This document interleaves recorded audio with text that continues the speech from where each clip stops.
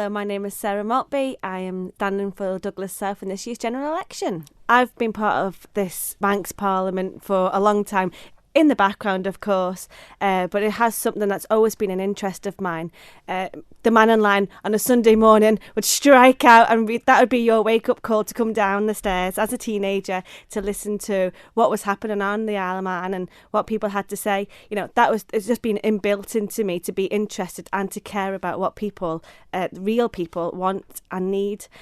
So yeah, it's always been there in the background. And then obviously as I've grown up and gone into my own work, I've been there to support people, my colleagues, with lots of decisions, to be able to get them a fair treatment and to make sure that they're given the tools that they need to be able to do their jobs properly. And then it went on further to having my own children. And then you suddenly think, okay, I think I can do a bit more than this now. And I think this might be the time to stand for the keys. You know, I've always wanted to do it, like I said, but I just had to wait for my children to be at the age where they were at school, and I was able to make the commitment to this. Let's just deal with what potentially might be the elephant in the room. Your father is David Cretney. There might be those who think, maybe she's just hoping to get in because he was a popular politician and he did well in the constituency. Yeah, I have actually had people say to me, why is your name Sarah Maltby? You know, and I know. I got married in 2011. I was former Sarah Cretney. And obviously, David is my dad. And I'm obviously very proud of what he's achieved. But he isn't everything that I am. You know, we are two separate people, and obviously that's very important, I think, as well, that people recognise that of course he'll be there as my mentor and be able to ask him for any advice, but this is my campaign, this is my election, and he supports me fully in that decision.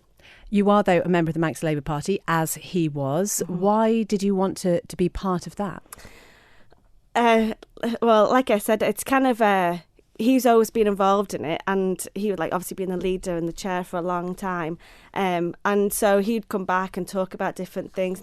And once I became more sort of politically minded and thinking about real change and what can I do, I thought, well, what is that you go to? What is this meetings? What is it about? You know, is it something I can be involved in? I said, of course, you come along and see what it's about. Before you know it, I'm the secretary, then I'm the chair. So, it's been a sort of 7 to 8 years now I've been part of the Manx Labour Party, and they're a fab group of people, real mixture of characters, different beliefs, and if you haven't been to a meeting, you can't really criticise or say anything bad about the party, I believe. I feel like you need to come along, see what we're about, and then make your decision. It's interesting there you said something about wanting to know what real change you could make. And I suppose if you get in as a member of the Manx Labour Party, there are two other candidates standing as well. Yeah. Maybe there's more chance of making real change, because would it be fair to say that some people go into the House of Keys very idealistic about wanting to change the Isle of Man, make it better, but actually you are a small cog in a fairly big wheel. Yeah, you've got to be realistic. I won't be producing a 20-page manifesto about all the things that I think we could do about the change on the Isle of Man. That's completely unrealistic. You need to be so focused about what actually you think you could bring to the Tynwald. It's not about me sitting here saying, oh, I want to change this and that, and they're pipe dreams. You need to be really realistic about and focused. It's a 5-year term.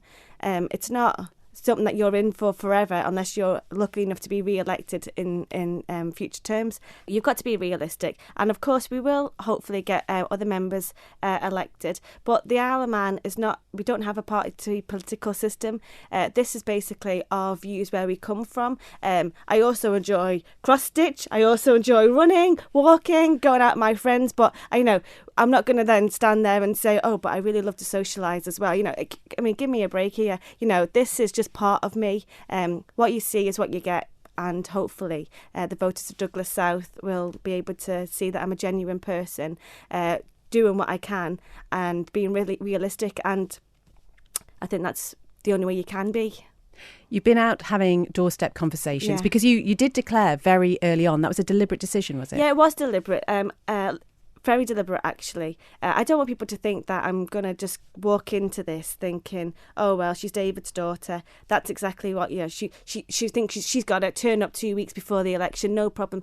Absolutely not. This is, like I said, this is my election. Well, it's your election. And I deliberately wanted to get out as soon as I could. In fact, I wanted to get out sooner, but I was actually told, no, calm down, just wait, just wait. It's 9 months before the election, Sarah, you'll be fine, But if I put my mind to something, then that really is it. It's a massive commitment. We've had 2 lockdowns, which has obviously disrupted things slightly. But I've still managed to get out, socially distanced, far enough away from people to be able to get my points across, but not to be intruding in their personal space. And people have been absolutely fantastic. Not one single person has asked me to please go away, or to I'd rather you not come to my door today. Everyone has been really welcoming, and they've all been very happy to chat to me, and it's been great. It's been the confidence boost that I needed, because I thought, oh gosh, what are people going to think about me, turning up? And actually people have been really kind. I've managed to visit approximately 1,000 houses now, give or take. Most people have been home. In fact, it's been the best time to campaign because people are home. Nobody's off island really, and so I think it's actually been a great advantage to be declaring early and getting out there. Now, as you've already said, born and bred in the constituency. Any surprises on the doorstep then? Any issues which perhaps you weren't aware of? I didn't realise people were so angry about... I did know about the problem with housing, in as much as people were sort of looking for appropriate housing for them. I mean, homelessness is described as... people who are looking for stable or appropriate housing. Well, you could describe people who are in a 3-bedroomed house, a single occupant, as being in that situation. They are looking for places to be able to move to be able to downsize, to be able to give that home to a family who lives in the area. But there isn't enough appropriate accommodation for them to be able to move to. So although it wasn't a massive surprise, I think when you actually stood face to face with somebody who's in that circumstance, that you actually really get a feel of what they're trying to say, because you see really lovely houses with one person in it, and they're saying, I want to move on, I want to give this home to somebody else, but there's not another place that I can move to that's affordable, and that is within Douglas South. So it wasn't a massive surprise, but it was also a bit of an eye-opener, that you really get to understand what people are trying to, quietly do, but they kind of, they don't know where to turn, they don't know where to get that help from, and hopefully that'll be me. So if you hope that would be you then, yeah. I suppose it's fair to say there's a little bit of a crossover with the local authority, and this sort of brings up a slightly muddy issue about people knowing, when they stand as a prospective MHK, actually what they could be responsible for. So what are you promising on the doorstep with regard to housing? Well, with regards to local authority housing, obviously I would want to be working with the Douglas councillors, to ensure that the homes are maintained, are looked after, and that people are given the right provision to be able to, support themselves and look after their homes.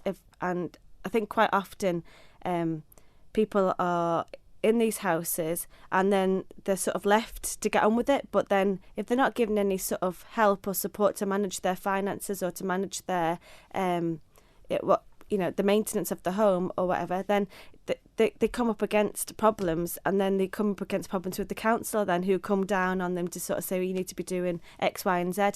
So I think there's definitely a crossover, but we need to be, the part of social care is looking after everybody, and whether you're in local authority homes or in private homes, your responsibility as an MHK, I believe, is to care for everybody and to be there, and it's your duty, I feel, to be there for everybody, whether you're local authority tenant or private housing tenant.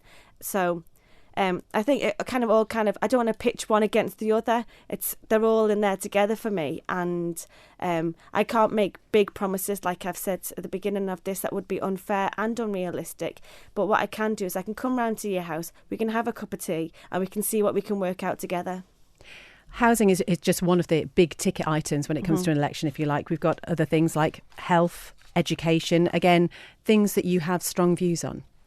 Yeah, no, health and education are obviously big priorities of mine. My employment over the last 13 years has been within education. So obviously I had to be careful what I say a little bit, because I'm still employed by the department, and also in September I don't get elected. That's going to be pretty an awkward Friday morning, turning back up to work, So of course, education comes in all different shapes and sizes. People come in all different shapes and sizes. So we need to find a match that works for everybody.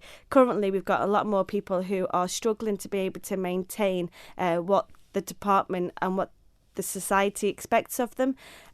We need to be able to be a bit more flexible, look at alternative arrangements, provisions, and be able to work for find a solution that fits the person that stood in front of you, rather than trying to get that person to fit into a system that's just not going to work for them.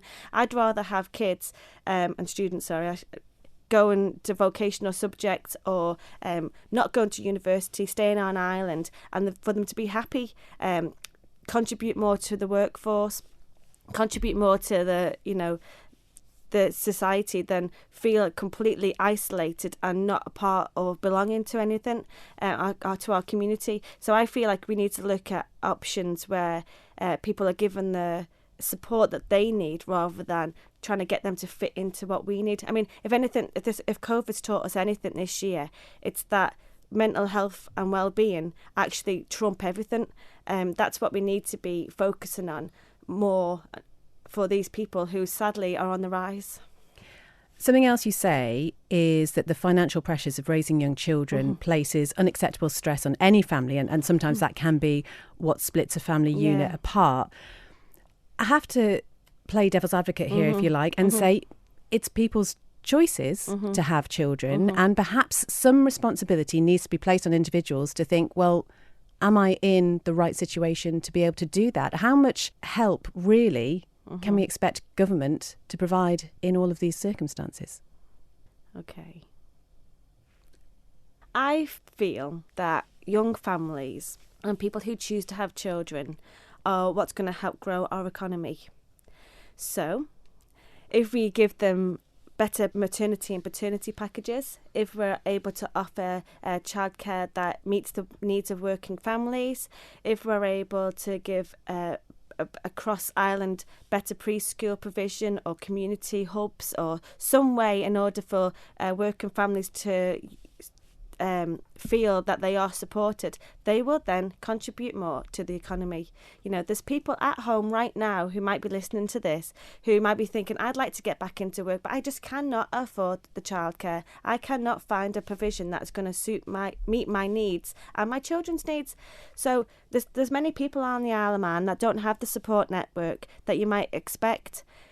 They're sitting at home wanting to get back into work, but they haven't got the opportunity, they can't do it. So if we help them out, then they're going to be helping us out. So it's all linked to one. You can't say, well, how's government going to help me? And I can do this and this, that and the other.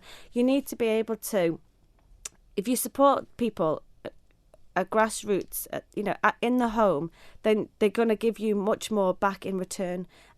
So that's what my answer would be to that. You're listening to an interview with Sarah Maltby, who's standing for the constituency of Douglas South. This is something I think that we're going to hear time and time again as the election campaign goes on. So many big ideas and big hopes for the future of the Isle of Man. The fact is, though, Sarah, there isn't a magic money tree. And you talk about things like better maternity pay, for example, maternity and paternity pay. What has to go in order to finance that then? If that's one of your priorities, what else would you sacrifice? I've got to be honest. I do feel like you've just hit the nail on the head yourself. It's priorities. I think if you've got a more family-friendly government, then you'll find the money. You'll find where that money needs to come from. It's a bit tricky to answer that question until you're actually an elected representative, I believe, because you're only privy to certain information. I mean, I read all the reports and I try and read lots of different consultation results, and you sort of think, well, that could be a saving. We could do that and we could change that. But until you're actually elected, it's quite a tricky question to answer. But I feel like if the government was more family friendly, for example, then I just feel like you would be able to make these changes without sacrificing anything else. It shouldn't be about sacrifice. It should be all working together for the greater good. This is what it's for. It's not about taking one to feed the other. It's about saying, well, how can we make this work? There's plenty of opportunities, I'm sure. And this is why you elect 24 people who've got different skill sets. There'll be people in there who are you whiz kids at different things and be able to bring money to the Isle of Man and got the next big great idea. That might not be me. I'm just there to look after the people, and I feel like my social responsibility would be to care for and look after the people who are, going to work every day, don't really follow politics much, but they occasionally drop into it, or they follow a Facebook thread, or they might comment on a few bits. I want to be their voice because they're too busy working, they're too busy bringing up their kids, or they're 2-3 jobs on the go. They haven't got time to sort of follow what's going on in the Isle of Man government. As much as I find it interesting, and I really do, I'm one of those people that does. Not everyone my age does. It's the reason why you've not got many 36-year-olds standing for the keys. They just haven't either got that passion or drive to do it, or it's a humongous sacrifice to give up their job. And it's risky. It's a 5-year term. I've got a mortgage to pay. I've got children. So in 5 years' time, if I'm elected, my kids will still only be very young still. I've got a mortgage. That doesn't go away. It's risky, and people don't enter into it because of those reasons. So I feel like if we put too many problems in the way, sometimes it puts people off coming forward. I feel like if we had a government that was slightly more focused on some of these priorities, I do feel you'd actually get far more engagement from the wider public. So it takes one person, and hopefully that's me. I just want to touch on something which is an unfortunate reality of the day and age that we live in, and that is the keyboard warriors, the scrutiny that people who are elected to the House of Keys find themselves under. And, Sarah, sometimes that can be brutal. I think it's fair to say you've possibly already experienced a little bit of that. How prepared are you for that side of it?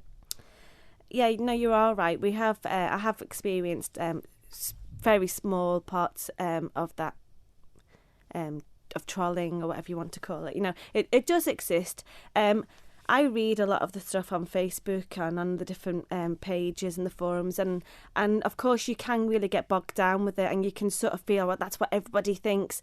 But then you sort of, over time, start to notice the same names coming up and the same profiles making comments, and you kind of think, well, actually, it's still very important to listen to those people. They have got actually quite often really good things to say.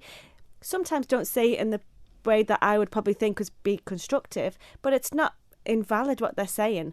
But it's about also weighing that up with going around and knocking on the doors, speaking to the people. I'm not going to turn up once every 5 years and expect people to vote for me. I would want to continue. I'm not a big fan of these political surgeries. I don't feel, for me, that's not the way I want to go. I'd rather go, if I'm knocking on somebody at Saddle News, I'd rather just say, oh, hang on, I'll just go and see how my friend's doing over there, or how's she getting on. That's the way I want to approach this. How are you going to balance that with a family life as well, though? Yeah, well, we'll have to see, won't we? I'm not going to sit here and say, oh gosh, don't know how I'm going to do it all, it's going to be terrible. There's people out there right now working 2 jobs at a time, as well as trying to raise a family, So it's not woe is me, God, how am I going to fit it all in? You do it. You find the time. We all sat back during the COVID and reassessed and reevaluated how we were going to do things, and a lot of people said, right, that's it, we're not going to do that club anymore, and we're going to knock that on the head. A few weeks down the line, there we are, back at the swimming lessons, back going for takeaway meals, everyone's back out doing what they were doing just before, and we kind of settle back into the routine of life. So this will just be that. It'll be a change, of course, but it's, like I said, this is not something I've woke up and thought, oh gosh, I didn't really think about that. I've thought about this for a long time, and this has been one of the easiest but also one of the hardest decisions to make, because it does mean leaving my students at school who I care very much about, my colleagues who obviously I really care for, and but there's just sometimes something inside of you that you can't put out, and I feel that if I don't do it now, then I'll regret that decision. So that's why I'm standing. Well, just finally then, Sarah Maltby, you're talking to your prospective constituents. Yeah. Why should they vote for you on September the 23rd? I'm a hard-working person. I actually really do care about Douglas South and the Isle of Man. I see a Manx flag flying and I get a tear in my eye. The Isle of Man really does matter to me. People quite often say, ask Sarah, she'll know. And if she doesn't know, she'll find out for you. And that is true. If I don't know the answer, I will make it my business to find out that answer and help you out. I want to be the person that you feel safe to talk to, that you can approach, and that I will actually do what you ask me to do. And if I can't do it, I'll be honest, I'll say, hang on, let me get on to a friend of a friend who will be able to help us. That's the way forward, I feel. Sitting here pretending to be an expert in all fields that's not what people want anymore. They want people who are true and honest, and I feel like that's what I am. Genuine, approachable and hardworking. Please vote for me.